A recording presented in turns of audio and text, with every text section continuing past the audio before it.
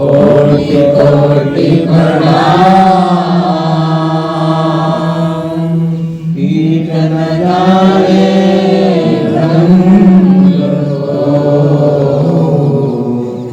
गुरु कर ले आप समान। गुरु को कीजिए दंडवत, कोटि कोटि प्रणाम। कीट न जाए ब्रह्म को, गुरु कर ले आप समान। परम संत सद्गुरु विक्रमदास जी महाराज की जय। परम संत सद्गुरु गोविंददास जी महाराज की जय। संत समाज की जय। राधा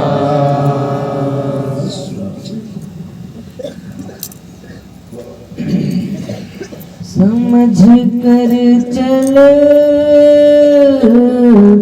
जगत खोटा, मान मद त्याग मन मोटा। खुद को छोड़ नहीं टोटा, भक्ति कर खाय क्यों सोटा। ये स्वामी जी महाराज की वाणी है। फरमा रहे हैं कि समझ कर चल जगत खोटा, मान मद मान मन मोटा।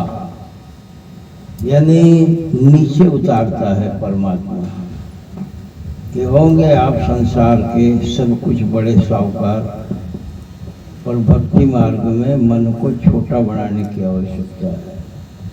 भक्ति कर वरना खाए क्यों सोटा, ये बाद में सोटा पड़ेंगे। इसलिए मन को छोटा बनाने का है। ये मन जो है बड़ा बनता है। शास्त्र संत मत कहता है इसको छोटा बना ले, निकल जाएगा, पार हो जाएगा। मन को बड़ा बनाने की आवश्यकता नहीं है। लघुता से प्रभुता मिले, प्रभुता से प्रभु दूर। इसलिए छोटे बढ़ करके निकल जाए, इस मन को बड़ा मत बना। यही दृष्टांत को समझने के लिए हमें एक आवश्यकता है। यहाँ सुखदेव का जिक्र आता है। वैसे भी वो तो शरीर से भी और भक्ति मार्ग में भी शरीर से भी यानी ब्राह्मण थे ही, और भक्ति का बचपन से उनके अंदर में लगाव भी था, क्योंकि वो तो गर्भ ज्ञानी थे। वेद व्यास के पुत्र थे, गर्भ ज्ञानी थे। गर्भ नहीं उनको। अब ये कैसे हुआ? ये जन्म जन्म का जो समझ करके आपने जीवन में सत्संग के शब्दों को सुना, जीवन में उतारा, तो यही उतारने का और जीवन में उतारने का ही तो फल प्राप्त होता है बचपन से ही। अब यहाँ 50 वर्ष के बाद भी वो चीजें नहीं आ रही है, तो इसका मतलब क्या है? और बचपन से आने का मकसद ही है कई जन्मों के सत्संग का फल प्राप्त होता है। तो बचपन से ही थे वो, तो गर्भ ज्ञानी थे। अब वही सुखदेव जो है चीजें सबके अंदर में आती है। न सोचा कि मैं ब्राह्मण हूँ, न कहा ध्यान किया, ध्यान करते करते स्वर्ग तक पहुंच गए, पर स्वर्ग में भी शांति नहीं मिली।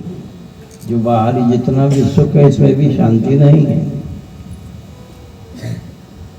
अंत में स्वर्ग से आकाशवाणी हुई, बोला बिना सद्गुरु के आप सचखंड के अधिकारी नहीं हो, जिसे हम मुक्ति कहते हैं। कि सद्गुरु धारण करो। बिना गुरु से स्वर्ग में तो हर कोई चला जाएगा, नरक और स्वर्ग से गुरु की आवश्यकता नहीं है। आप नेक और अच्छे कर्म करोगे तो स्वर्ग का अधिकारी बन जाओगे। पर साथ में जो मन है,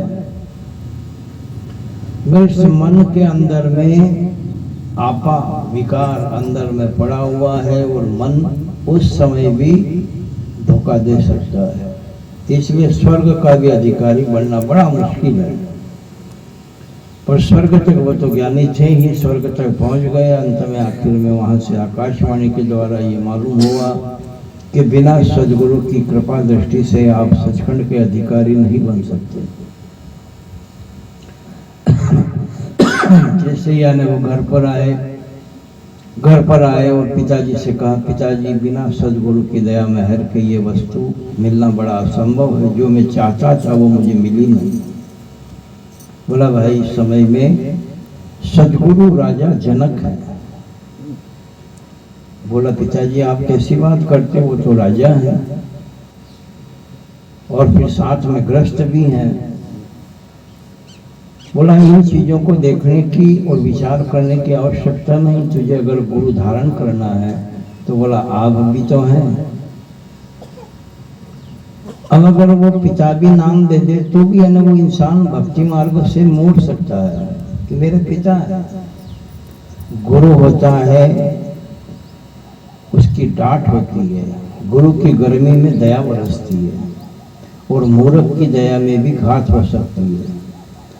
तो इसलिए उन्होंने ये सोचा कि ये मोह का खेल है, ये समझ लेगा मेरे पिता मेरे गुरु हैं, तब भी ये प्राप्त नहीं कर सकेगा जो चीजें इसे चाहिए।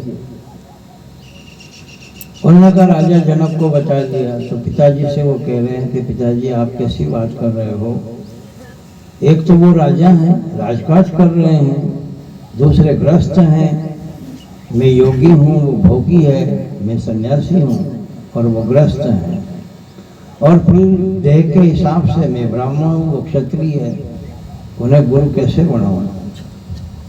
बोला इन बातों का विचार अगर करेगा तो उसको प्राप्त नहीं हो सकेगा, इसलिए इन चीजों को छोड़ करके तू अपने सदगुरु राजा जनक के पास गया।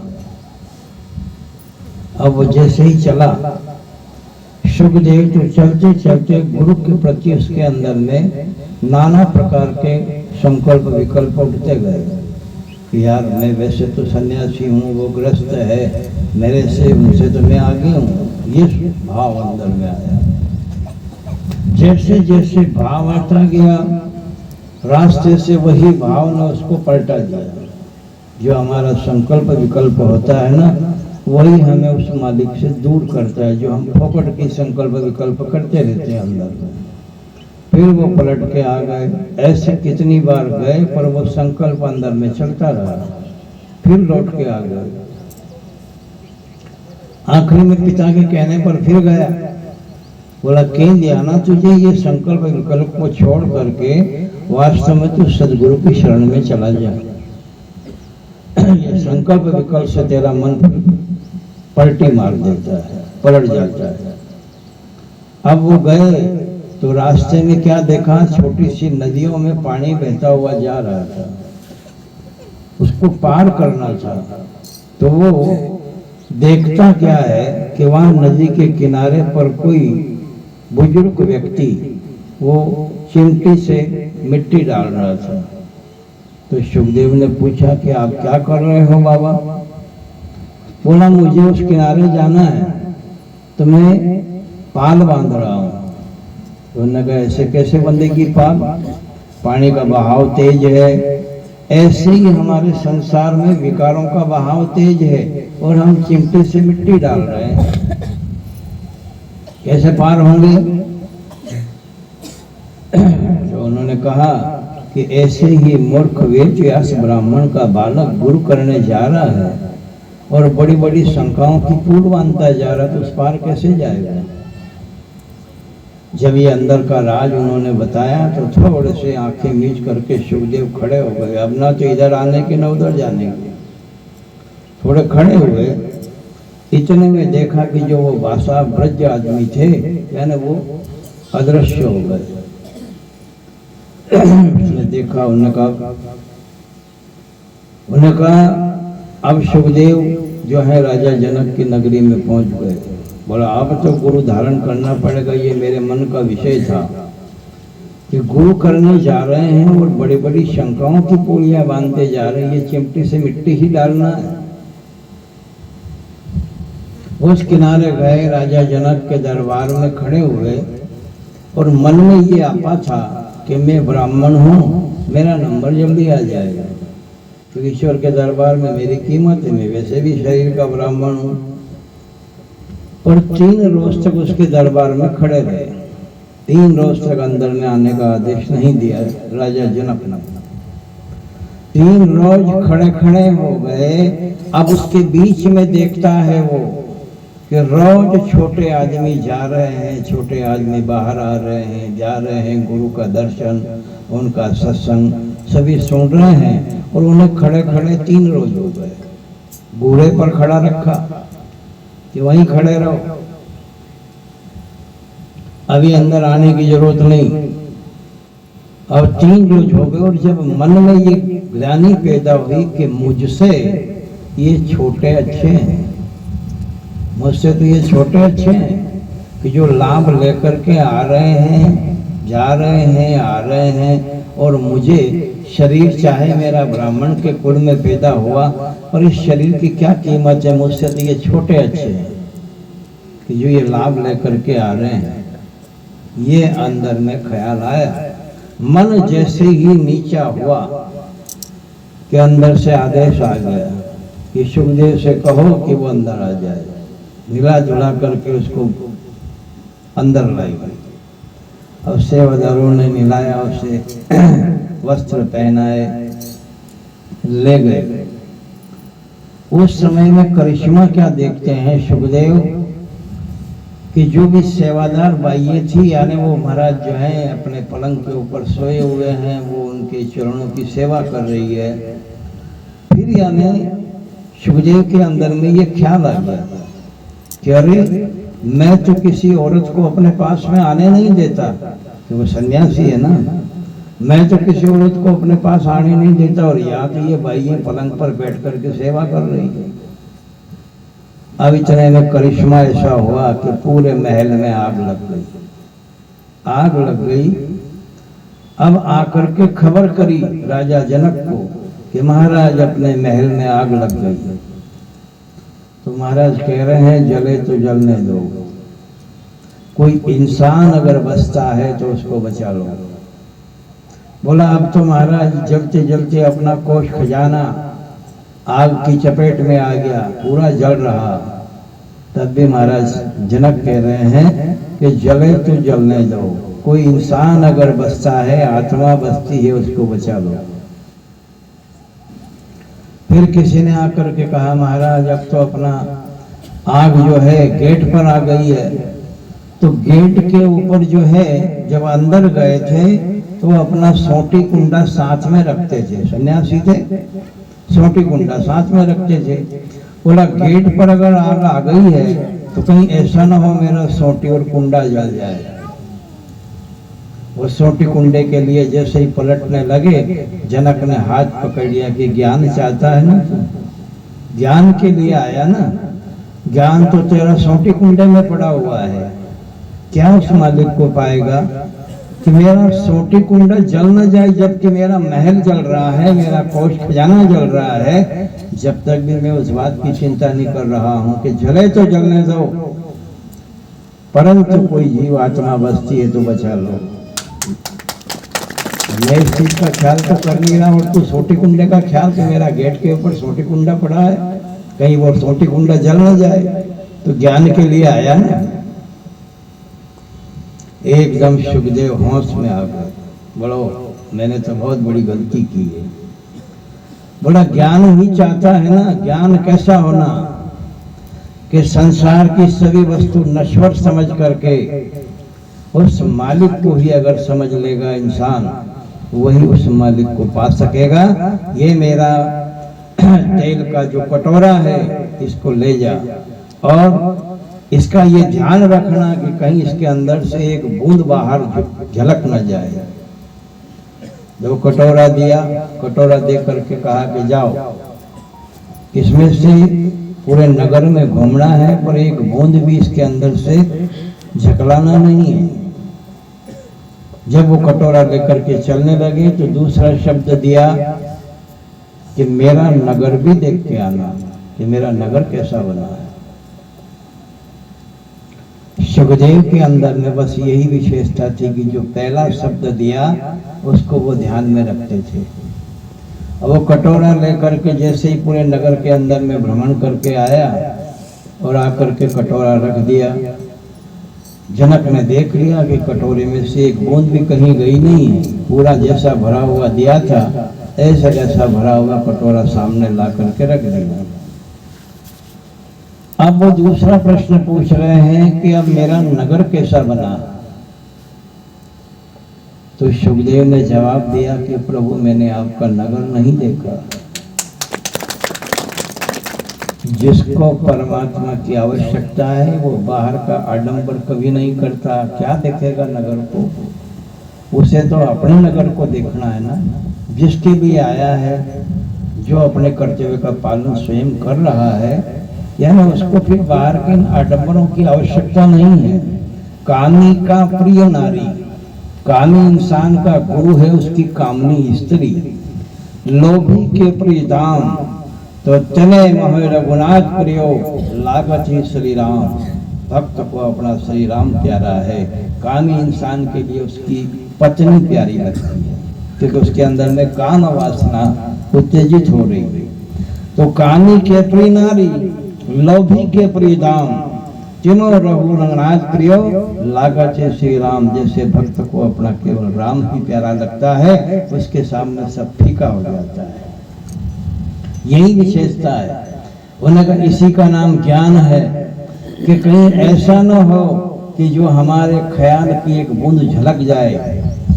यही है संसार में। तो ये मान बड़ाई प्रतिष्ठा शान शौकत ये केवल बाहर का लिफाफा है। अंतर्मुखी होने के लिए आज उन हरिश्चंद्र का इतिहास देख लो, राम का देख लो। राम तो स्वयं सम्राट चक्रवर्ती राजा थे और 14 वर्ष तक जो है उन्होंने बस ये भटकना और जीवों को जगाने का काम किया, सोने का काम नहीं किया। उन्होंने जगाया जीवों को। ये नहीं है कि उन्होंने फाटक बंद कर लिया और अंदर ही आराम से बैठे हुए हैं। तो आए किस लिए हम संसार में? अगर आप जागे हुए हो, 4 व्यक्ति को जगाने का कार्य करिए तो समझ में आएगा कि आपने कुछ पाया है। इसलिए कहा कामी कुत्ता 30 दिन अंतर रहे उदास। कामी इंसान को केवल 30 दिन भक्ति कर सकता है, उसके बाद वो अंदर में उदासी आने लग जाती है उसे, क्योंकि वो तो वासना से भरा हुआ है। कामी कुत्ता 30 दिन अंतर रहे उदास। कामी आदमी 30 दिन तो भक्ति करेगा, बाद में सब हो जाएगा, उसी में वो लिप्त हो जाएगा। तो फिर जहाँ सता वासा, जहाँ सुरती ता विचार, जैसे ख्याल वैसे हाल, और अंत मति सो गति। अंत में वही वासना उसको खींच के वहां ले जाएगी जहाँ उसे जाना है। बुंदड़ी की योनि में चला जाएगा, 10-10 बुंदड़ियां साथ में फिरती रहेगी। ये कामी का गुरु कामनी, लोभी के कुरुदाम, तो चिने मोह रघुनाथ प्रियो, लागत श्री राम। जब काम ही वासना ख्याल में अगर बैठी हुई है तो फिर क्या होगा? उसका हाल बुंदड़े की योनि में चला जाएगा, 10 बुंदड़ियों के साथ घूमता फिरेगा, 10 बुंदड़ियां उसके आगे पीछे फिरेगी। तो यही है जो आगे उन महापुरुषों का इतिहास है, जो हमें वो गवाह दे रहा है कि सबसे सेवक धर्म कठोरा, गुरु का वचन में रहना और सेवा करना। सबसे सेवक धर्म कठोरा, सबसे कठोर धर्म क्या है? सेवा करना। और यही मन जो है मानता नहीं है। यही विशेषता दूसरे दृष्टांत के प्रति समझना कि कबीर साहब के यहाँ पर इब्राहिम बादशाह, जो पीटर देश का रहने वाला, अंदर में चाह थी, पर चाह ये विकारों ने उसकी नष्ट कर दी। चाह तो अंदर में थी, पर विकार जब अंदर में बढ़ जाते हैं तो ईश्वर की चाह नष्ट हो जाती है और काम वासनाएं ज्यादा बढ़ जाती है। तो इब्राहिम बादशाह पीटर देश का रहने वाला, उसके अंदर में ख्वाब था कि मुझे उस परमात्मा का दर्शन चाहिए जो सवामन गादी के ऊपर बैठ करके फैसला करता था। जब राज दरबार में आता तो सवामन गादी के ऊपर बैठता था, फूलों की उसकी गादी सजती थी, पर था अंदर का बड़ा परमार्थ, ख्याल अच्छा था, खुदा की तलाश थी, उस मालिक की तलाश थी। और मालिक बिना सदगुरु की दया मेहर के मिलता कैसे? एक दिन वही राजा जो है अपने महल के ऊपर टहलने के लिए चढ़ा, घूम रहा, तो वहां उसने देखा कि दो सारबान खड़े हुए हैं। सारबान मतलब जो होते ऊंट के चराने वाले, वो सारबान वहां खड़े हुए थे। राजा ने पूछा कि आप यहाँ महल पर अचानक कैसे आ गए, कौन है आप? बोला ऐसा है कि हमारा ऊंट गुम गया है, तो हम ऊंट ढूंढने आए। बोला महल के ऊपर और ऊंट क्या करे? क्या महल के ऊपर ऊंट आए क्या? उन्होंने कहा बस यही है कि सवामन गादी के ऊपर खुदा आके क्या करे, क्योंकि आपको जब अच्छा ऐश आराम मिल रहा है तो फिर अंदर में घट में कपाट कैसे खुलेगा? क्योंकि आप तो ऐश आराम की दुनिया में आए हो, ऐश आराम मिल रहा है, उसी में मस्त हो रहे हो, तो यहाँ परमात्मा कैसे मिलेगा? सवामन गादी के ऊपर बैठने वाले हो आप। बस ऐसा अंदर में कहा कि राजा ने थोड़ी आंखें मूंदी और देखा तो वो सारबान अदृश्य हो गए, और जाते जाते ये कह गए कि अगर तुम्हें उस बात की आवश्यकता है तो इस समय भारत के अंदर में कबीर साहब हैं, काशी के अंदर में रहते हैं, उनके पास चले जाओ। अब वो खोज करते करते हिंदुस्तान आया, बाहर विदेश से इब्राहिम बादशाह हिंदुस्तान आया और काशी में गया। काशी में गया, कबीर की कुटिया देखी। कबीर भी बड़े मेहनती थे, सेवा करते थे। पानी का ना सबसे सेवक धर्म कठोरा, ये सेवा नहीं करने से फिर उसके कहीं ठिकाने नहीं होते।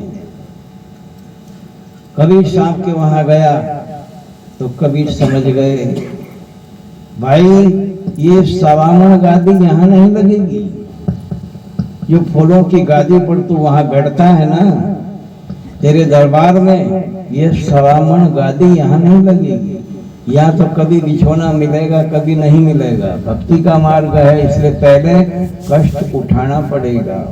कष्ट उठाओगे, अक्सर इंसान यहाँ पर कहीं एक सुनते चले आते हैं कि इन्हें अगर लड़का कहीं गलत सोबत में बैठ जाता है तो पिता कहता है बेटा इस घर को बनाने में बहुत कष्ट उठाया है, पेट पे आटी लगाई है, बहुत दुख उठाया है, जब आज ये घर नजर आ रहा है तो उस घर को बनाने के लिए, ऐसे प्रभु के घर को बनाने के लिए पहले कष्टों का सामना करना पड़ेगा। और वो कष्ट का सामना फिर भी उसमें प्रेम होना चाहिए। कष्ट का सामना करते हुए जो वस्तु हासिल होती है वही वास्तविक चीजें होती है। ये तो केवल दुख उठाया नहीं और वस्तु की तलाश करेंगे तो कभी नहीं मिलेगी। आज तक इतिहास ही नहीं बना है कि जिसको भी मिला है बड़ी मुसीबत से मिला। इसलिए वाणी में कहा ना, कहना कठिन है, सहना कठिन है, और भक्ति की राहों पे चलना कठिन है। परमात्मा और भक्ति का मार्ग उन्हीं को मिलेगा कि जो दिल से प्रभु का दीवाना बनेगा। दिल से दीवाना बनना पड़ेगा। अब ये जब बात कबीर साहब ने कही तो आप सम्राट चक्रवर्ती राजा बाहर विदेश का आया हुआ क्या कह रहा है कि मोहे दीजो भक्ति दान, मोहे दीजो भक्ति दान, काल दुख बहुत दिया, काल दुख बहुत दिया, तड़प होती है मां, तरस तो तरस रहा, तड़प होती है मां, तरस तो तरस रहा, मेरे प्यारे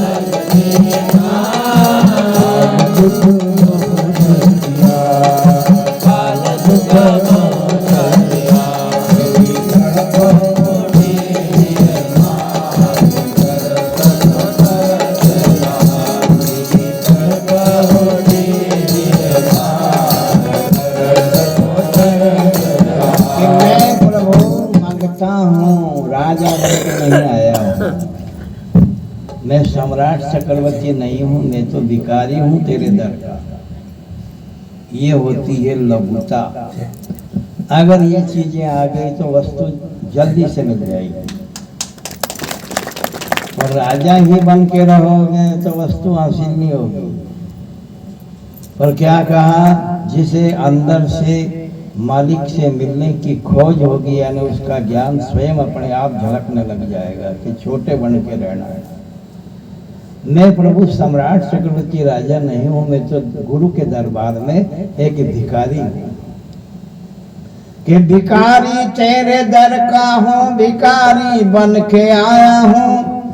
अरे दया मुझ पर करो भगवान, मैं तेरे द्वारे आया हूं।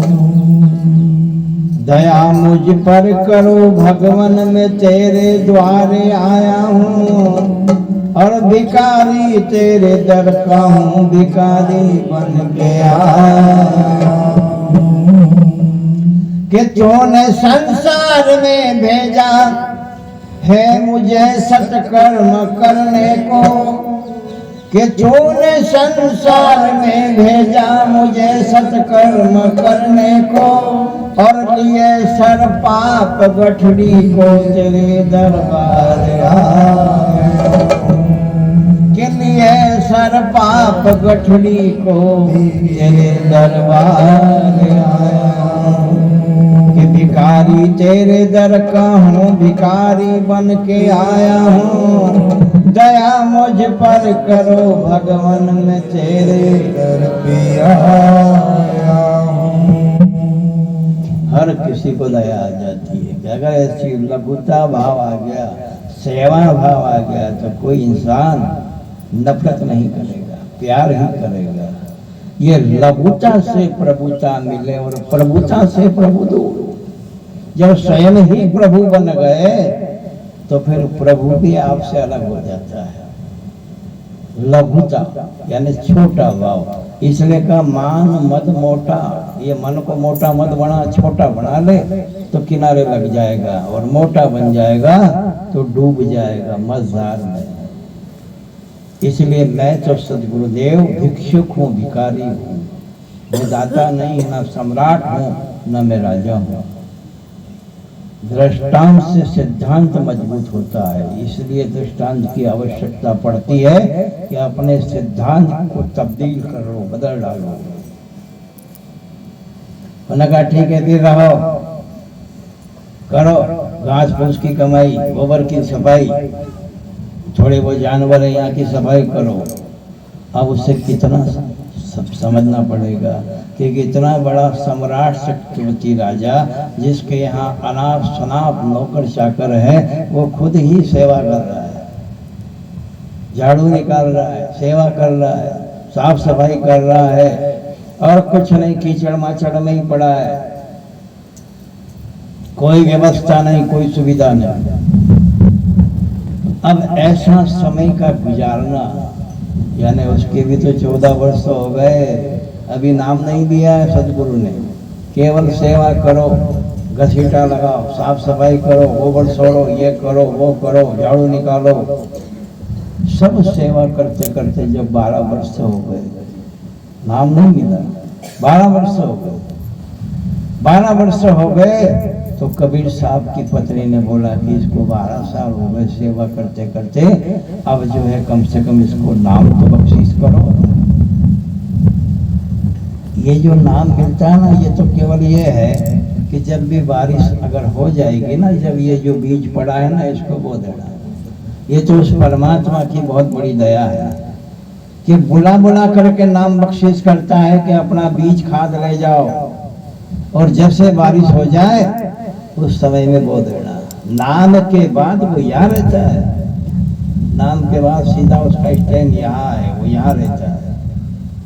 ये तो जो आपको एक केवल जोड़ रखा है कि आप रोज थोड़ा थोड़ा सुमरन भजन सत्संग सेवा करते रहो, तो आज नहीं जिस दिन भी आप यहाँ होगे ना, ये नाम उसी दिन काम दिखाएगा आपको। ये तो केवल आपको एक यानी थोड़ी यानी साइड बिजनेस बना रखा है कि भाई आप थोड़ा थोड़ा संसार का कार्य भी करिए, आप खेती करिए, नौकरी व्यवसाय व्यापार करिए, पर रोज सुबह शाम ये मन के बर्तन को मांजने की अवस्था है, क्योंकि मन हमारा बड़ा खतरनाक है। इसलिए उन्होंने कहा सुबह शाम बैठ करके, जैसे सुबह शाम बर्तन मांजते हैं ना, ऐसे ही महात्मा जी कहते हैं ये सुबह शाम बैठ करके आप थोड़ा रगड़ा नाम का ले लिया करो, और जिस दिन नाम मिलेगा, कब? ये नाम तो केवल आपकी हाजिरी रजिस्टर के लिए मिला है कि रोज आप उपस्थित हैं, बैठे हैं, ये ईश्वर के दरबार में आपकी उपस्थिति हो गई कि आप बैठे हो।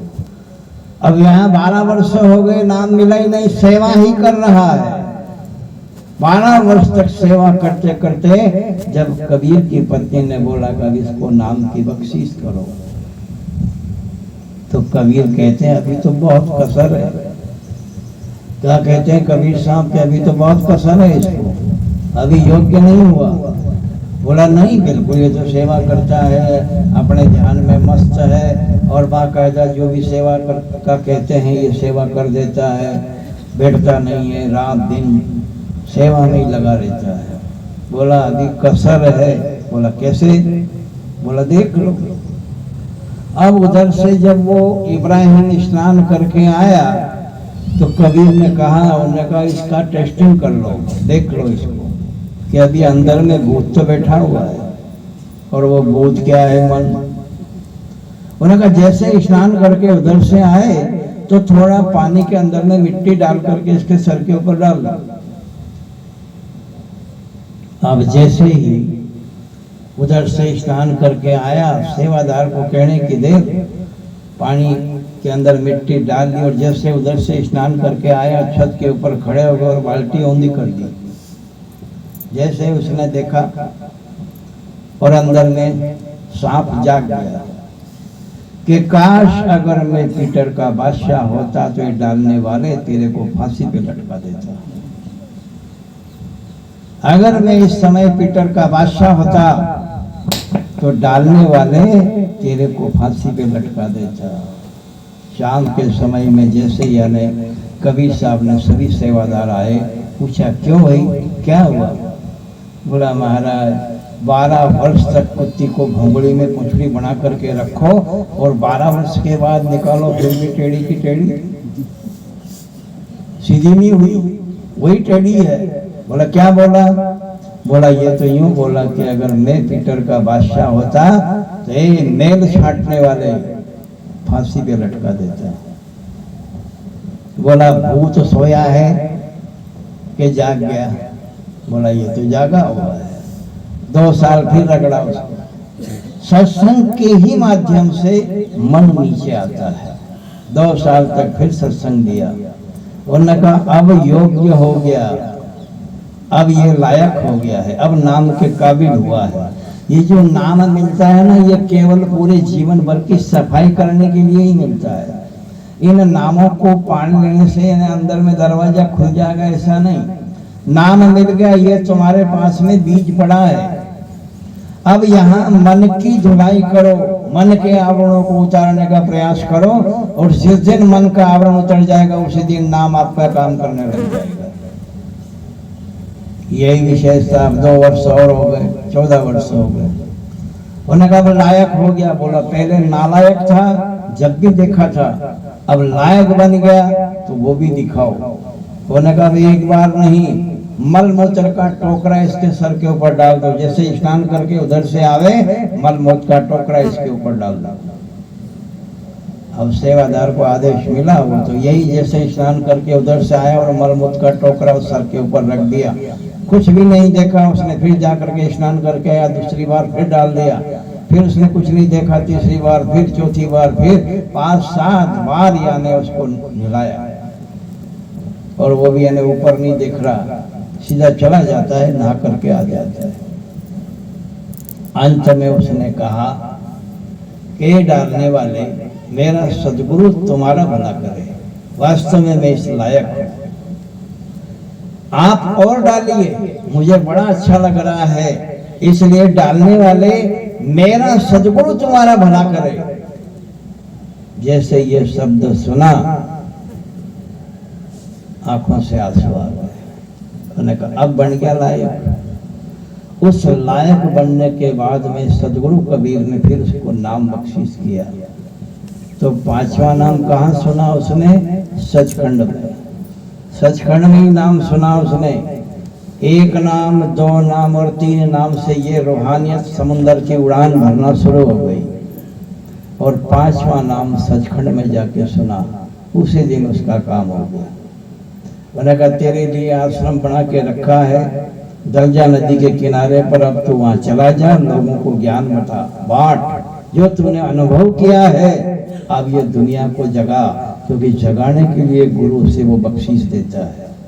ये नहीं है कि केवल हम आप अपनी दुनिया में मस्त हैं, और अगर कुछ जगह हैं तो कुछ तो यानी उपयोग अपने शब्दों का करिए।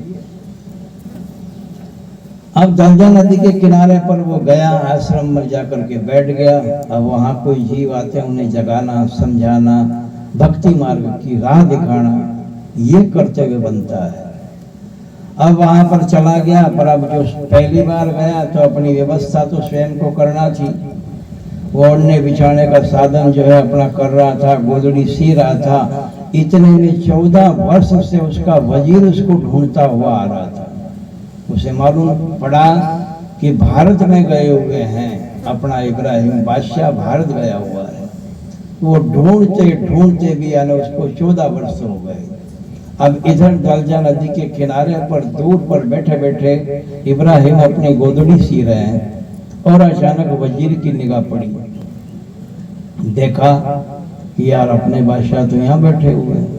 वो जैसे ही गया, अरे बोला महाराज मैंने आपको कहाँ कहाँ नहीं ढूंढा, पूरा भारत छान मारा, और काशी में भी पता नहीं चला, और आप कहाँ थे? आपका सारी प्रजा इंतजार कर रही है, वो राजपाट संभालिए, आप वहाँ चलिए मेरे साथ में। ये सारी की सारी उसकी भावनाएं प्रकट करने लगा कि सारा परिवार आपको याद कर रहा है, सारी प्रजा आपको याद कर रही है, आपके बिना पूरा राज्य सूना है। वो सब सुनते सुनते यानी जो सुई से गोदड़ी सी रहे थे, वो उठा करके सुई को तोड़ के दलजा नदी के अंदर में डाल दिया। और वजीर मेरी ये सुई लेकर के आ जा। बोला प्रभु ये सुई दलजा नदी के अंदर में चली गई, अब ये सुई तो आ नहीं सकती, आप अगर मुझे थोड़ी इजाजत दे तो मैं बाजार से जाकर के दूसरी सुई ले आता हूँ। बोला नहीं मुझे यही चाहिए। तो वजीर ने बोला कि संसार के कोई ताकत वो सुई तो अब नहीं ला सकती, क्योंकि वो तो नदी में चली गई, सुई नदी में चली गई, वो कोई नहीं ला सकती। बोला खबरदार, तू कह रहा है कि वो सुई कोई नहीं ला सकती, अब तू मुझे वहां ले जा रहा है, उस नरकवाड़े में फंसा रहा है, और तू कह रहा कि ये सुई कोई नहीं ला सकती। अपने ख्याल का तवज्जो जैसे ही मारा, एक मच्छी जो है सुई लेकर के आ रही है। बोला तू कह रहा ना कि संसार की कोई ताकत सुई नहीं ला सकती, देख वही सुई आ गई। मैं अब उस बादशाह का गुलाम बन गया हूँ, मैं उसका सेवक बन गया हूँ। अब मुझे तेरे संसार के राजपाट की मुझे कोई आवश्यकता नहीं, मुझे नहीं चाहिए, मुझे नहीं चाहिए गुरुदेव सुख मुझे नहीं चाहिए सुख आत्मा का सुख नहीं चाहिए गुरुदेव खाली सुख आत्मा का चाहिए गुरुदेव खाली सुख आत्मा का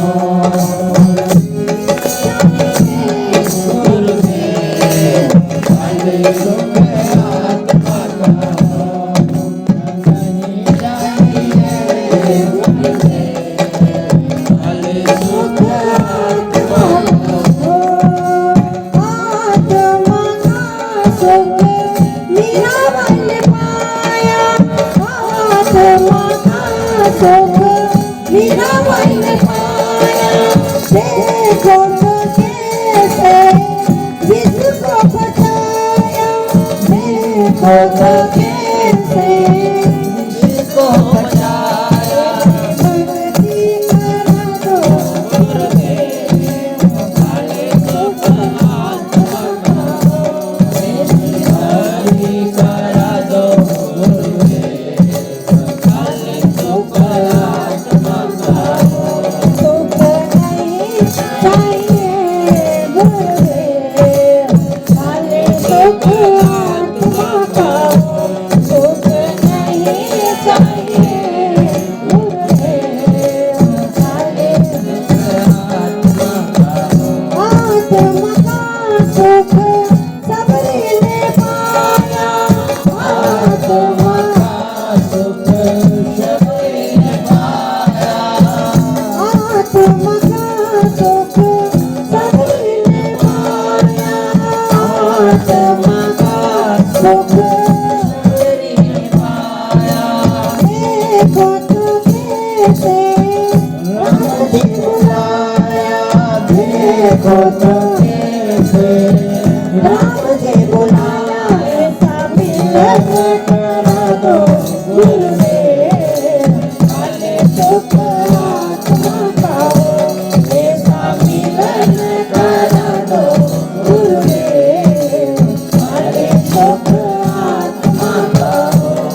सुख नहीं चाहिए गुरुदेव खाली सुख आत्मा का, सुख नहीं चाहिए गुरुदेव खाली सुख आत्मा का। आत्मा का सुख पैनाथ ने पाया, आत्मा का सुख पैनाथ ने पाया। देखो तो कैसे विपदा उठाया, देखो तो कैसे विपदा उठाया, हिम्मत बना दो गुरुदेव खाली सुख आत्मा का, ऐसी हिम्मत बना दो गुरुदेव खाली सुख आत्मा का। सुख नहीं चाहिए गुरुदेव खाली सुख आत्मा का, सुख नहीं चाहिए गुरुदेव खाली सुख आत्मा का। आत्मा का सुख नामदेव ने पाया, आत्मा का सुख नामदेव ने पाया।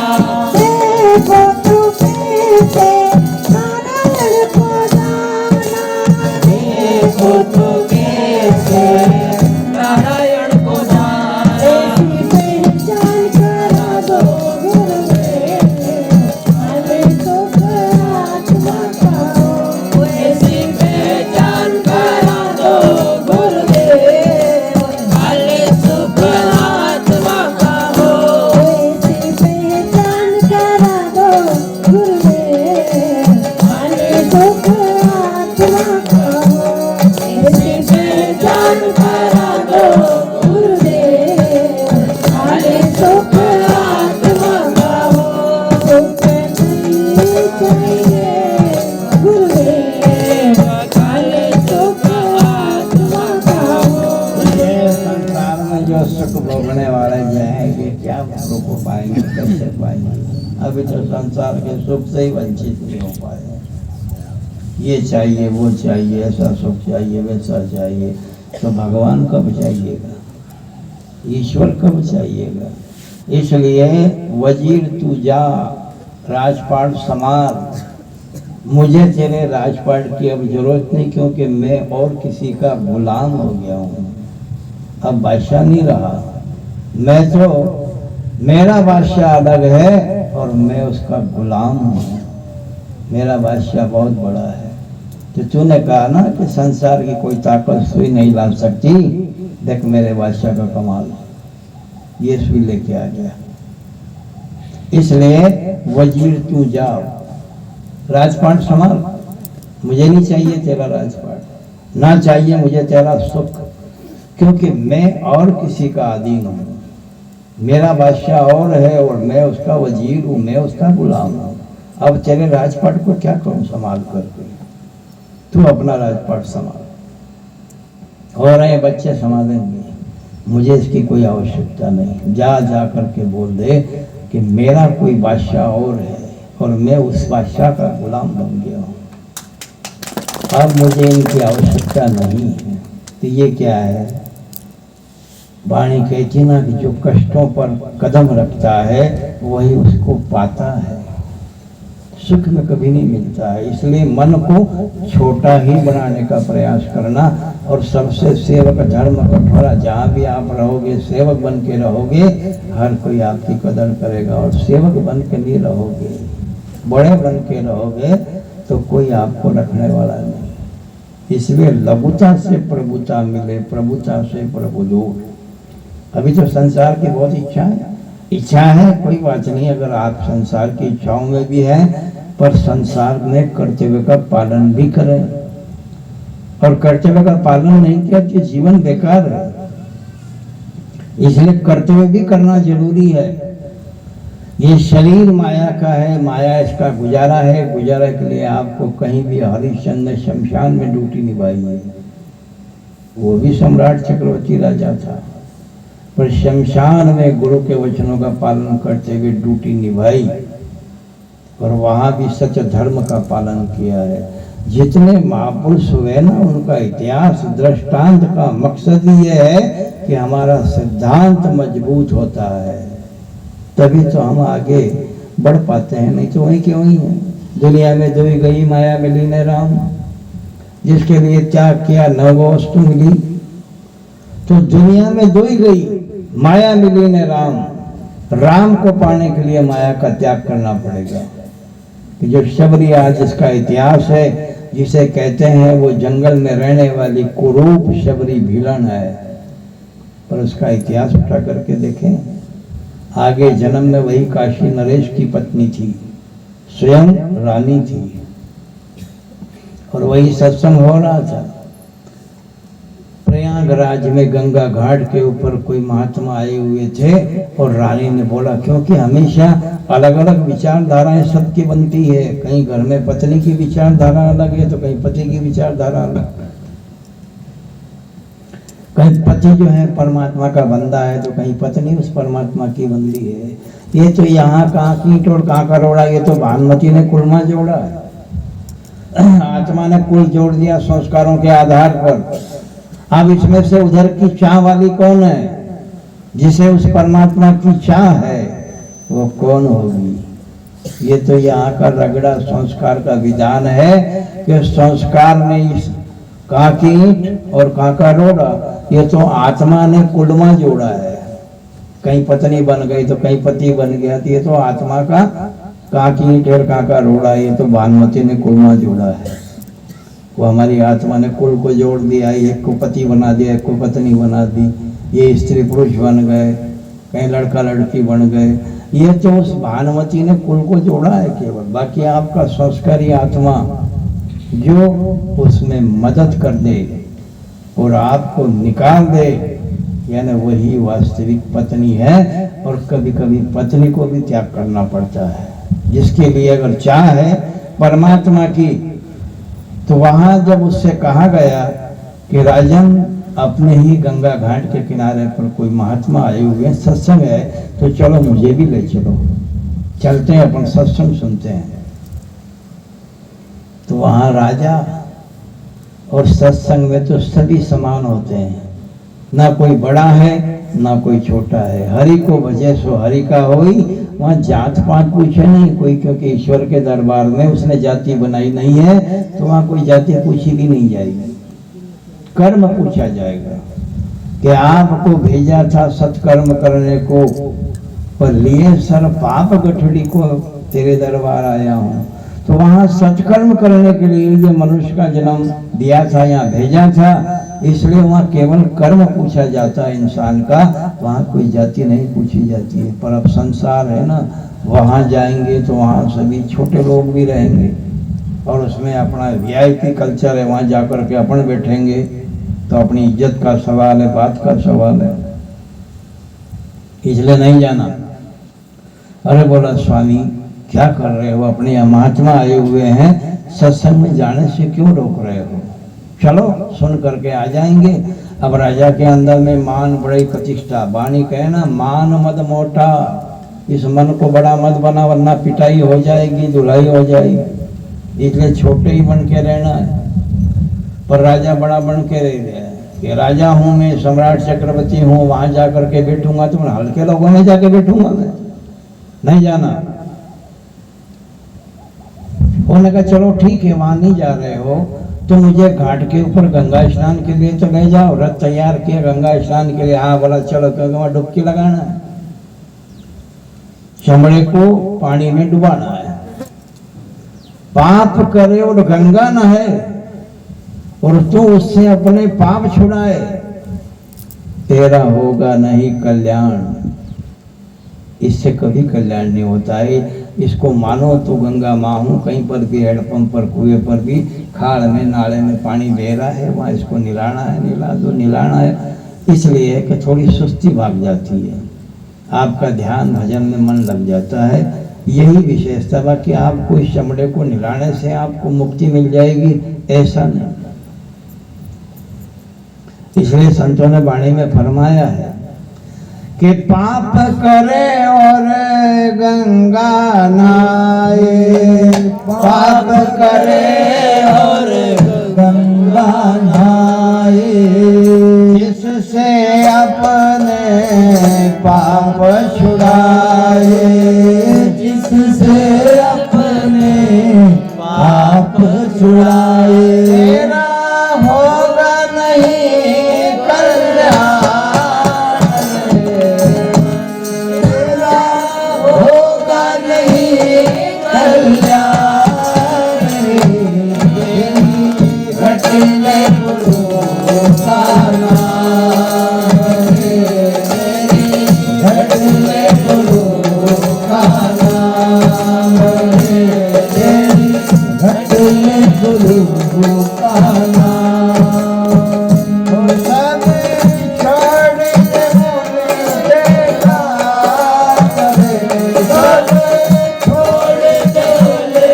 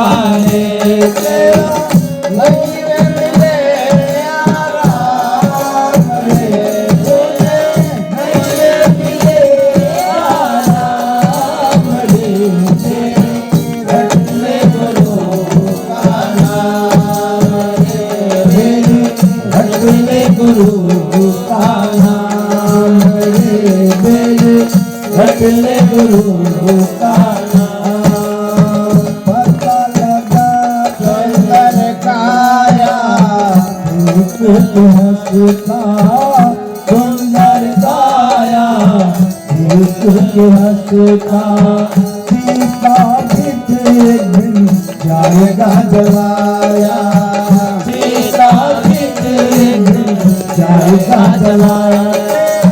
हार रहेगा श्याम रे तेरा, हार रहेगा श्याम रे तेरे, रटने गुरु का नाम रे तेरे, रटने गुरु का नाम। जिस दौलत पर तुझे है भरोसा, जिस दौलत पर तुझे है भरोसा, ये जाने कब तुझे लग जाए धोखा, जाने कब हमें लग जाए धोखा।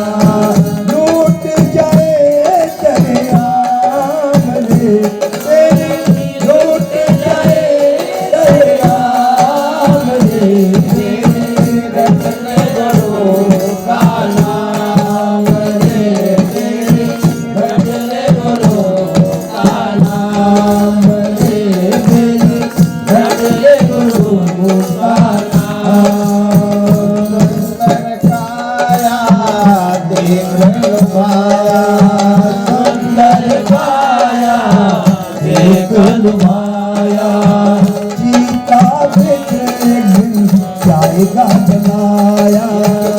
सुंदर शरीर हो, कंचन सी काया हो, ये भी दो मुट्ठी राख हो जाएगी। ये सुंदर शरीर को देख देख करके बड़ा लोभायमान होता है। ये जो मिट्टी का तत्व है, जितना प्रेम हराम से उतना हरि से हो, अरे चला जाए बेकुंड को बाह न पकड़े कोई। पर सुंदर सी काया देख देख के बड़ा लोभायमान हो रहा है, बड़ा अच्छा लग रहा है। हाँ, कहीं कमर देखता है तो कहीं गर्दन देखता है तो कहीं बाल देखता है। ये सुंदर सी काया यही मिट्टी का स्वरूप है। मिट्टी से प्यार करो, उस परमात्मा की बनी हुई प्रकृति से प्यार करो। ये सुंदर काया देख लुभाया, चिता बीच जब जाएगा जलाया, तो हाड रहे न चाम बेरी, कर ले गुरु का नाम। ये एक दिन तो यूं भी दो मुट्ठी राख हो जाएगी। जाओ स्नान करके आ जाओ, नहा लो, डुबकी लगा के आ जाओ। अब जैसे ही रानी को आदेश मिला, तांगा तैयार किया, गंगा में गए, डुबकी लगाई। अब यहाँ उसने कितना बड़ा त्याग किया। रानी ने जिसे इतना सुख मिले, इतनी सुविधा मिले, राजपाट जैसा आनंद मिले, पर क्या कह रही रानी कि नहीं चाहिए। प्रभु, ए गंगा महारानी ने डुबकी लगा रही हूँ, वापस जीवित बाहर नहीं आऊं, मुझे वापस जीवित बाहर मत आना, और मुझे ना ऐसा स्वरूप देना, और ना ही मुझे ये राजपाट का सुख देना जो प्रभु से विमुख करे। ऐसा सुख किस काम का, मुझे नहीं चाहिए। जैसे ही अंदर में चुपकी लगाई, अरदास किया कि गुरुवर तुमसे इतना कहना, गुरुवर तुमसे इतना कहना, चरणों में, चरणों में, चरणों में तुम रहना,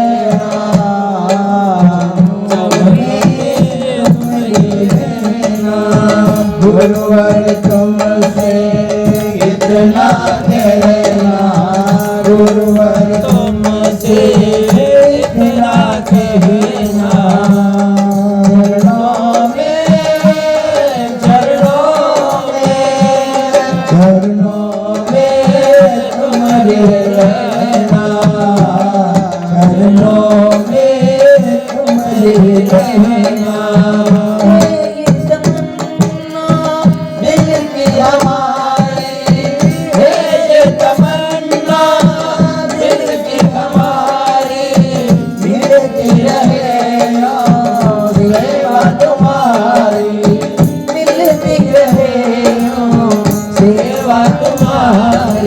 ऐसे गुजरे उम्र सारी, ऐसे गुजरे उम्र सारी, जन्म तेरा बन के रहना, जन्म जन्म तेरा बन के रहना। चरणों में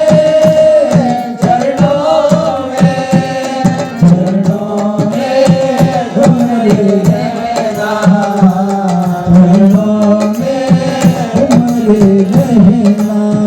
जो भटकी तेरे करत चाकरी, जो भटकी तेरे करत चाकरी, निकले मेरी श्वास आखरी, निकले मेरी श्वास आखरी। रोज लगाऊं मैं हाजरी, रोज लगाऊं मैं हाजरी, भक्ति तुम्हारी है मेरा कहना, भक्ति तुम्हारी है मेरा कहना। चरणों में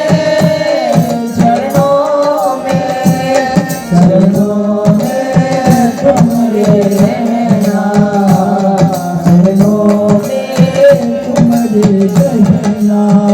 ये दुनिया तो एक तमाशा, ये दुनिया तो एक तमाशा, इस जीवन की तुम हो आशा, इस जीवन की तुम हो आशा।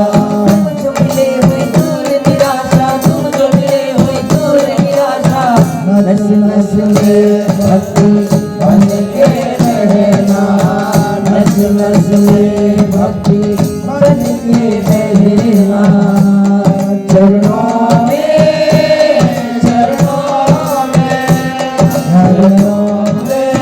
तुम्हारे रहना, चरणों में तुम्हारे रहना। जब से मुझे अपनाया तुमने, जब से हमें अपनाया तुमने, सच हुए सुंदर सारे सपने, सच हुए सुंदर सारे सपने। नाम तुम्हारा हम लग जपने, नाम तुम्हारा हम लग जपने, इतनी खुशी मिली उन दुख सहना, इतनी खुशी मिली उन दुख सहना। चरणों में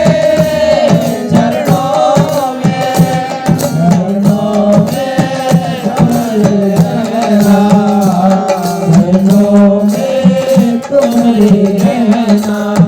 गुरुवर तुमसे इतना कहना, गुरुवर तुमसे इतना कहना। चरणों में तुम्हारे रहना, चरणों में तुम्हारे रहना, चरणों में तुम्हारे रहना।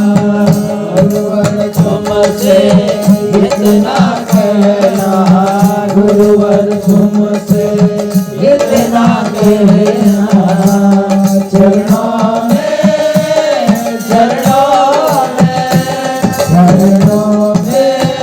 तुम्हारे रहना, चरणों में तुम्हारे रहना। प्रार्थना किया, गड़गड़ाया मन ही मन में कि प्रभु ए गंगा महारानी, अब मैं चुपके लगा रहे हूँ, जीवित बाहर नहीं आऊँ। इसे कहते हैं त्याग। भगवान को पाने में इतना बड़ा हो त्याग। चुपके लगाई और प्रार्थना की कि मुझे ये सुख नहीं चाहिए, राजपाट नहीं चाहिए और इतनी सुंदरता भी नहीं चाहिए, मुझे कुरूप बना देना और कहीं झोपड़ी में जन्म दे देना प्रभु, पर मुझे मेरा परमात्मा मेरे से दूर मत करना। कितना बड़ा त्याग। मेरा मालिक मुझसे दूर मत होना, मेरे सदगुरु आप मेरे से दूर मत होना, सब कुछ दे देना, कितना भी दुख देना, झोपड़ी में जन्म देना, कुरूप बना देना, पर मुझे ऐसे राजघराने में मत भेजना। छोड़ दिया, शरीर छोड़ दिया, गंगा के अंदर ही रानी ने अपना शरीर छोड़ दिया। वही रानी दूसरे जन्म में वही पंपापुर की शबरी बनी है। सोचो जरा कितना बड़ा त्याग किया उसने। त्याग से ही तो भगवत प्राप्ति है, गीता भी तो कह रही है। अब हम तो ख्याल में पकड़ के बैठे हैं संसार की वस्तुओं को, और यह महात्मा कहता ख्याल में केवल गुरु के अलावा कुछ नहीं, और जिसने गुरु को रख लिया वो इस ख्वाब से परे हो जाता है। जो संसार का ख्याल है उसी ख्याल में डूबा नहीं रहता, उससे अलग हो जाता है। पकड़ाता भी है, छोड़ाता भी है। यही समझने की आवश्यकता। हमने तो ख्याल में विषय विकारों को पकड़ के रखा है, ईश्वर को कहाँ पकड़ के रखा हमने? संसार की ये सब सुंदरताओं को पकड़ के रखा है, ज्ञान को पकड़ के कहाँ रखा? ज्ञान को पकड़ के रखते तो कहीं और दो चार का कल्याण करते, दो चार को अनुभव कराते, पर नहीं। विकार जिसने पकड़ रखा है उसे वही नजर आता। कामी के प्रेम लोभी के प्रीतम तो तेने रघुनाथ प्रियो लागति श्री राम। काम ही नरक का वास है, जो काम है वही नरक का वास है। उससे ऊपर उठना पड़ेगा, ऊपर जाना पड़ेगा। यही विशेषता है। शबरी ने जो दूसरा जन्म धारण किया तो वही अंदर में लगाव है कि मुझे प्रभु कब मिलेंगे। जिसके लिए त्याग किया ना, अब मुझे मेरे श्री राम कब मिलेंगे। और यही प्रभु को पाने के लिए भरत ने अपनी माँ का त्याग कर दिया। भरत अपनी जननी तजे और पिता तजे प्रहलाद, विभीषण अपना भाई तजे तो श्री राम के काज। कि जो राम मिलने में बाधक हो ऐसा त्याग कर दो, कि जो राम के मिलने से जो मार्ग में रुकावट हो यानी उससे तुरंत त्याग कर दो। यही वेद की वाणी है कि घर के अंदर में अगर 10 सदस्य में 9 सदस्य जो है वो परमात्मा की तरफ जाने वाले और एक जो है वो आसुर प्रवृत्ति की तरफ जाने वाला है, तो 9 को दिल इकट्ठा करके एक का त्याग कर देना चाहिए। और घर में से एक व्यक्ति प्रभु की तरफ जाने वाला है और 9 से परेशान करके रोकने वाले हैं, तो शास्त्र कहता है कि उस एक व्यक्ति को 9 का त्याग कर देना चाहिए। अगर ईश्वर की आवश्यकता है तो करके तो देखो, वो तो सब अपने आप आ जाएंगे। पर अगर एक भक्ति करना है और 9 परेशान कर रहे हैं, 9 से रुकावट में डाल रहे हैं, रुकावट कर रहे हैं, तो शास्त्र कहता है, ये वेदों की वाणी है कि उस एक व्यक्ति को 9 का त्याग कर देना चाहिए। और एक बाधक है और 9 परमात्मा की तरफ जाने वाले हैं, तो वह कितना भी कमा रहा होगा, कितना भी पैसा ला रहा होगा, एक का त्याग कर दो। 9 व्यक्ति को ये चाहिए, एक व्यक्ति को ये चाहिए कि एक अगर आ रहा है और 9 रुकावटें हैं, तो उस एक व्यक्ति को 9 का त्याग करना और 9 व्यक्ति परमात्मा की तरफ जाने वाले और एक व्यक्ति रुकावट डालने वाला, तो 9 को मिल करके एक का त्याग कर देना चाहिए। ये शास्त्रों की वाणी है। जो भरत अपनी जननी तजे, पिता तजे प्रहलाद, विभीषण अपना भाई तजे, तो श्री राम के काज। राम जी को पाने में अगर कोई रुकावटें आती है उसका तुरंत त्याग कर दो। यही त्याग से भगवत प्राप्ति होती है। छोड़ दे। अब वहीं पंपापुर में जो संसार में जहाँ भी जो जीवात्मा का जन्म होता है, तो संसार की रूढ़ियाँ, क्योंकि ये सबसे बड़ा रुकावट का जाल है। पहला शरीर का बंधन, दूसरा पत्नी का बंधन, पति का बंधन, ये दूसरा बंधन, तीसरा संतानों का बंधन, चौथा रिश्तेदारों का बंधन, 5वां धन संपत्ति का बंधन, 6ठा मान सम्मान का बंधन, 7वां अहंकार। यहाँ ही बचने की आवश्यकता, या तो अहंकार आ जाएगा या कहीं कहीं ज्ञान के मार्ग से दीनता आ जाएगी। ये 7वां बंधन। और 8वां बंधन रूढ़ियों का। ये तो करना ही पड़ेगा, ऐसा तो करना ही पड़ेगा, यूं तो करना ही पड़ेगा। नहीं करोगे तो क्या होगा? ये तो रूढ़ियां चली आई कि जैसे गांव के अंदर में सत्संग चल रहा था, महात्मा का सत्संग जब खत्म हुआ तो एक बाई बुढ़िया आई और आकर के उसने तिलक लगा दिया। तिलक लगा करके पास में पीपल का पत्ता पड़ा हुआ था, उसने अंगूठा वहां भी फेंक दिया।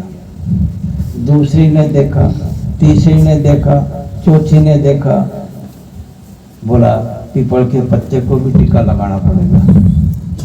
अब एक ने लगाया, दूसरी ने भी लगाया और वो पीपल के पत्ते को भी टीका लगाया। उसने ओरिजिनल टीका लगाया, उसने तो केवल अपना अंगूठा पहुंचा था, और दूसरी भेड़ी तो उसने भी पीपल के पत्ते को टीका लगा दिया। अब एक युवक खड़ा खड़ा देख रहा था कि पंडित जी को टीका लगाया, दक्षिणा दी, ये बात तो ठीक है, समझ में आ गई, पर इसने पीपल के पत्ते को टीका क्यों लगाया? वो युवक खड़ा खड़ा देख रहा था। तब सब भैया ये क्या है? बेड़ियों की चाल है। एक ने करा, दूसरी भी करे, दूसरी ने करा, तीसरी भी करे, तीसरी ने करा, चौथी भी करे। अभी कोई थोड़ा सा अगर चेका आ जाए कि भाई सोयाबीन के अंदर में जो है इलड़ ज्यादा पड़ गई है, कीड़े ज्यादा पड़ गए, सांप पत्ते में सांप मंड गया है, तो क्या करना है? बोला भाई को जाना, गिलास ले जाना, दूध पिलाना, फिर भाई कपड़ा करेगा। एक दिन शुरू हुआ कि दूसरे दिन देख लो, व्याख्या पुरुष ने की है पर उसका उपयोग भाइयों ने किया। क्योंकि वैसे कुछ भी अगर चेका आ जाए ना तो तुरंत विश्वास करने की ताकत है इनके अंदर में, और पुरुषों में तर्क वितर्क ज्यादा है, इसलिए इनको सबसे बड़ा आगे क्यों माना है? अगर ये चाहे तो आपको मुक्त कर दे, और ये चाहे तो आपको 7 पैंताल नरक में डाल दे।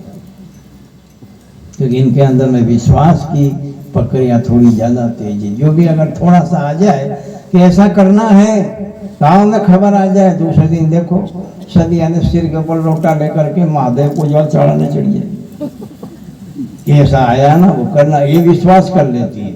क्योंकि घर में रहते समय में मन पवित्र रहता है, शुद्ध रहता है, उसके ऊपर कोई काई नहीं जमती। और पुरुष बाजार में रहता है, हजारों काई जमा लेता है, अपने ख्याल के अंदर में हजारों प्रकार की काई जमाता है। क्योंकि यहाँ बड़े हैं घर के अंदर में, उनका भी भय है, बराबरी का उनका भी भय है। घर से कहाँ जाना, कब जाना, कैसे जाना, क्यों जाना, बड़ा डर बना हुआ रहता है। इसलिए इनका कागज बिल्कुल कोरा है, और कोरे कागज पे जो भी मोहर छप जाती है वो परमानेंट है, पक्की है। जो कागज कोरा है ना, कोरे कागज में कुछ भी छाप दो, लिख दो, सुबह शुरू हो जाएंगे। इनको कह दो कल ऐसा करना है, देखो गांव के अंदर में पूरा ढेर। ऐसे ये बेड़ की चाल है। टीका लगाया, युवक ने पूछा, उसके घर गया कि माँ साहब आपने पंडित जी को टीका लगाया, दक्षिणा दी, ये तो सब ठीक है, ये तो स्वाभाविक बात है, आपको करना था, पर आपने पीपल के पत्ते को टीका क्यों लगाया? तो बुढ़िया बोली कि बेटा मैंने पीपल के पत्ते को टीका कब लगाया? बोला फिर सारी बाइयां लगा रही थी। बोला नहीं, मेरा वो अंगूठा कंकु में खराब था, तो जेब में हाथ डालने पर वो मेरा कंकु से मेरा जेब खराब हो जाता, तो पास में पीपल का पत्ता लगा था तो मैंने वो अंगूठा पहुंचा वहां। तो बोला और क्या? फिर सारी बाइयों ने उन्हें कहा करे क्या, देखा देखी करे, जो गठे खाया बड़े रोक।